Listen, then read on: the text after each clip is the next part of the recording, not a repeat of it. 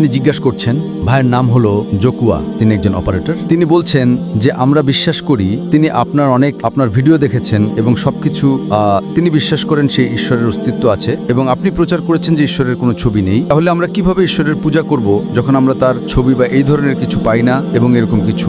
এটা কি প্রশ্ন? হ্যাঁ ডক্টর, ঠিক আছে। ভাইরা জিজ্ঞেস করেছেন যে আমরা কিভাবে ঈশ্বরের পূজা করতে পারি ছবি ছাড়া।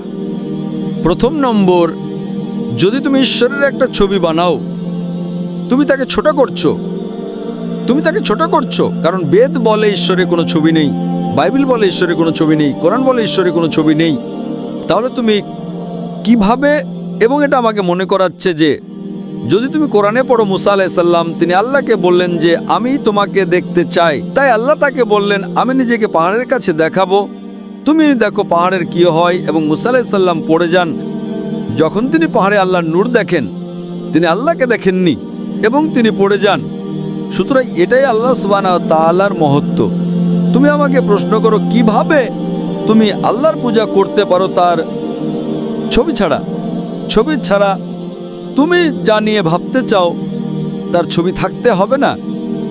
এটা জরুরি না যে তুমি জানিয়ে ভাবতে চাও তার ছবি থাকবে, এটা বাধ্যতামূলক নয়। উদাহরণস্বরূপ, তুমি বিশ্বাস করার জন্য ছবি দেখতে হবে না।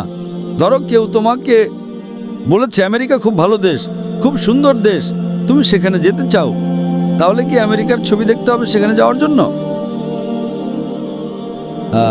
না, হয়তো দেখতে পারো, হয়তো নাও দেখতে পারো। সবকিছুই বাধ্যতামূলক নয়, সবকিছুই দেখা বাধ্যতামূলক নয়। এবং বিশেষ করে আমরা ইসলামে এবং অন্যান্য ধর্মগুলো বিশ্বাস করে না, যে কারণে আল্লাহ সুবহানাহু ওয়া তাআলা এতই মহান। এই জীবনে তুমি তাকে দেখতে পারো না, পরবর্তী জীবনে তুমি তাকে দেখবে। তাহলে যদি তুমি জান্নাতে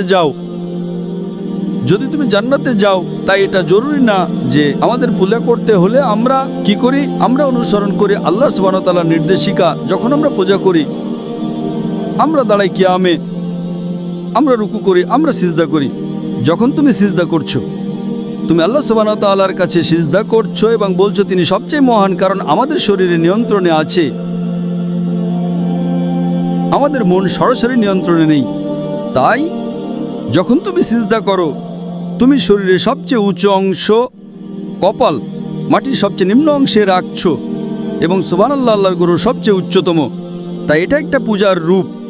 যখন আমরা আল্লাহ সুবহানাহু ওয়া তাআলার পূজা করি, আমরা পুনরাবৃত্তি করি আল্লাহ সুবহানাহু ওয়া তাআলার কথা, আলহামদুলিল্লাহ, আল্লাহর গৌরব, বিশ্বের প্রভু। তুমি আমাকে একটা জিনিস বলো, তুমি যে ঈশ্বরের ছবি জানো যা অন্য ধর্মের লোকেরা ভুল করে দেখে, যে কোনো ছবি যা তুমি অন্য ধর্মের ঈশ্বরের দেখেছো, তাতে এমন কি অনন্য আছে? আমাকে বলো কি আছে? আমি জানি না। তোমার আমার মতো একটা নাক, একটা মুখ, দুটো চোখ, এতে এমন কি অনন্য? সিনেমার হিরোরা তাদের চেয়ে ভালো দেখে, ঠিক না ভুল? ভুল। সিনেমার হিরোরা কি ঈশ্বরের ছবির চেয়ে ভালো দেখে না? ঠিক না ভুল? তুমি বুঝতে পারছো? তুমি যে হিরো সিনেমায় দেখো, তারা কি ঈশ্বরের ছবির চেয়ে ভালো দেখে না? হ্যাঁ। যদি তারা যে ছবি দেখে পূজা করে, কি তাদের ঈশ্বর করে? আমি যদি সেই ছবি দেখে আমার পূজা করতে ইচ্ছে করবে না, কারণ সে আমার মতো দেখতে। ঠিক। ঠিক। আমি কেন পূজা করবো এমন কাউকে যারা আমার মতো একই গুণ? একটা নাক, একটা মুখ, দুটো চোখ আমার মতো, এতে কি অনন্য? আল্লাহ বলেন তার মতো কিছু নেই। যে মুহূর্তে তুমি ঈশ্বরকে এই দুনিয়ার কোনো কিছুর সাথে তুলনা করতে পারবে, তিনি ঈশ্বর নন। এটাই তো সংজ্ঞা। ইসলামে আল্লাহর সংজ্ঞা হলো তার মতো কিছু নেই। আর তুমি বলছো দাও ছবি। যে মুহূর্তে তুমি ঈশ্বরের ছবি দাও, সেটা ঈশ্বর না। তুমি বুঝতে পারছো? হ্যাঁ, আমি বুঝতে পারছি। ইসলামে ঈশ্বরের ছবি দিলে সেটা ঈশ্বর হতে পারে না, কারণ ঈশ্বর অনেক উচ্চতর। তাই আমরা তার পূজা করি তার ক্ষমতার জন্য। তিনি আমাদের স্রষ্টা, তিনি আমাদের পালনকর্তা। আমরা তার পূজা করি তার চিহ্ন দেখে। সূর্য চিহ্ন, চাঁদ চিহ্ন, তারা চিহ্ন। তুমি বুঝতে পারছো? তিনি আমাদের যে উপকার দিয়েছেন, আমাদের কাছে যে কোরআন আছে, যখন আমরা কোরআন পড়ি, আমরা তার প্রতি ঈমান আনি। এটা ছবি দিয়ে নয়। ছবি আমাকে ঈশ্বর থেকে দূরে নেবে। যদি সেটা ঈশ্বর হয়, হ্যাঁ, এক ঈশ্বর অন্য ঈশ্বরের সাহায্য চায়, এক ঈশ্বর অন্যকে হত্যা করে। ঈশ্বর 3 দিন মারা যায়। যদি ঈশ্বর 3 দিন মরে, তাহলে কেন এমন ঈশ্বরের পূজা করবে? ঠিক না ভুল? তুমি জানো ঈশ্বর 3 দিন মরেছিল?